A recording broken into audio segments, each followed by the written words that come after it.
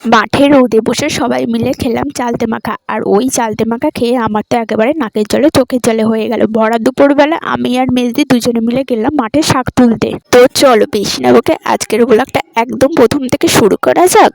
সকালবেলা গেছিলাম মন্দিরে, মন্দির থেকে পুজো করে বাড়িতে আসার পরে বসে পড়েছিলাম খেতে। আজকে সকালে খেয়েছিলাম ভাত, সাথে ছিল আলু সিদ্ধ আর ছিল চিংড়ি মাছের ঝাল। এখন যেহেতু শীতকাল, তো এখন আর বারান্দায় বসে খাচ্ছি না, এখন একদম উঠোনে বসে খাচ্ছি রোদের মধ্যে বসে। তো যাই হোক, সকালবেলা ওই চিংড়ি মাছ আর আলু সিদ্ধ দিয়ে ভাত খেয়ে তারপর চলে গেছিলাম আমি আর মেজদি দুজনে মিলে মাছ কিনতে। কিছুটা দূর যাওয়ার পরেই তরিকুল কাকুর সাথে দেখা হয়ে গেছিলো, ওখান থেকে মাছ কিনে নিয়ে তারপরে গেছিলাম ফুল কিনতে। কিন্তু ফুল কিনতে গিয়ে দেখি আজকে আর ফুল ছিল না, তাই ধনেপাতা কিনেছিলাম। তারপরে বাড়ি আসার পথে একেবারে ওখান থেকে একটু দোকানে গেছিলাম। আজকে মাছ কিনেছি ঠিকই, কিন্তু মাছটা রান্না হবে পরের দিন, আর আজকে তো ডাল রান্না হবে।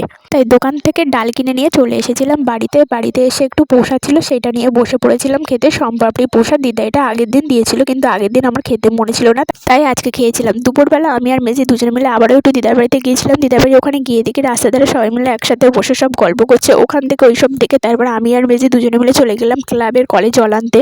জল নিয়ে বাড়িতে আসার পরে দুপুরবেলা বসে পড়েছিলাম খেতে। আর আজকে দুপুরে আমাদের রান্না হয়েছিল ডাল, পুঁই শাক চচ্চড়ি আর সাথে ছিল কলা ভাজা। আজকে সব রান্নাই মেজদি করেছে, মা করতে পারেনি, কারণ মা আজকে ঘর পরিষ্কার করছিল।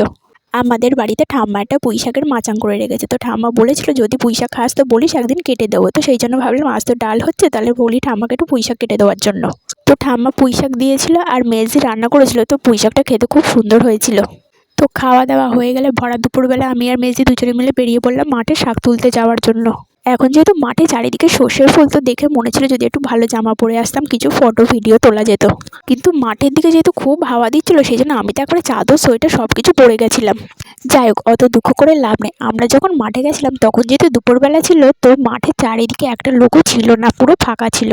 তো আজকে আমি আর শাক তুলি না, আজকে মেজদি শাক তুলেছিল। তারপর দুজনে মিলে চলে এসেছিলাম বাড়িতে আসার পর আমি আর মেজদি রোজ দুপুরে যে মাঠটাতে গিয়ে বসে আজও ওখানে গেছিলাম। ওখানে গিয়ে দেখে অনেকজন ছিল, পাশের বাড়ির এক ঠাম্মা, কাকিমা, দুই মামি, আমি, মেজদি, তারপরে মাও এসেছিল।